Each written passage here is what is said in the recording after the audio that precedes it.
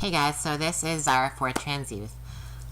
This week's topic is trans history, and that's a really interesting one because a lot of people would say that trans people haven't really been around that long. Anybody who, of course, doesn't know what they're talking about, because that is 100% false.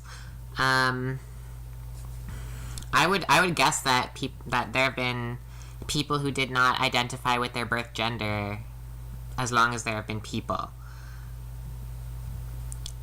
Yeah.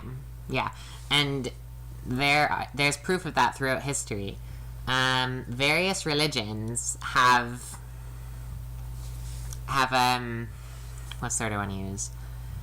Like, I've read about these religions, and they have mentioned having people who did not identify with their birth gender. Like, a lot of natives will have what they call two-spirit, which I suppose is people that feel like they are at times one and at times the other. Now that, of course, isn't quite the same as trans, but it's along the same lines, correct? Yeah. So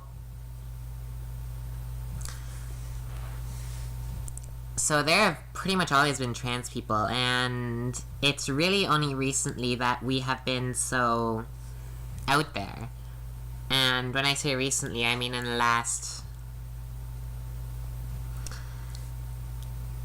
I suppose in the last 50 years or so, people have come to know a little bit more about what a trans person is. And when I say a little bit, I mean a teensy little bit.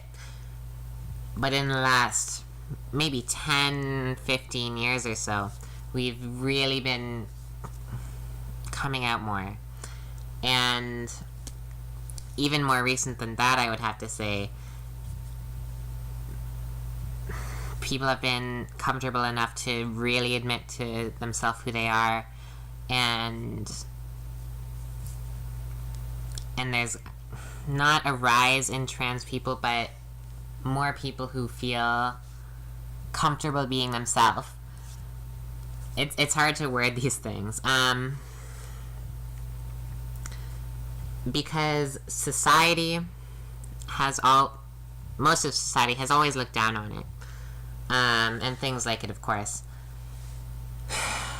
I was reading an interesting fact earlier today. I have it right here on my other computer, that says that the first SRS actually happened, well, I don't know if you can describe it as an SRS, but the first time that there was a person who identified, born male, who identified as female, who was female, they gave her surgery.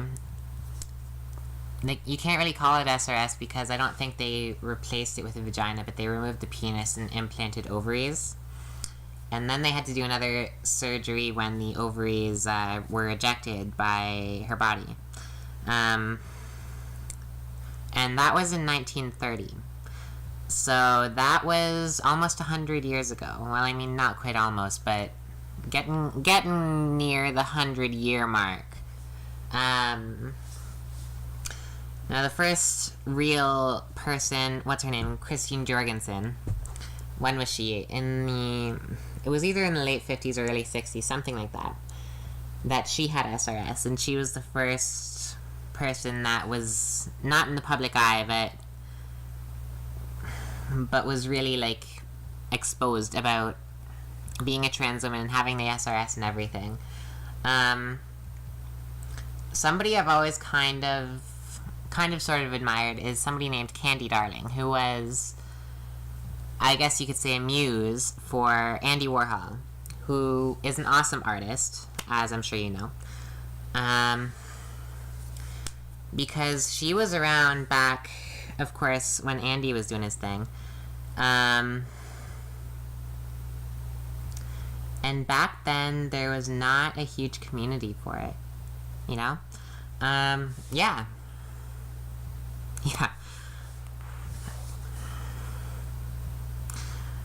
So I guess you can say that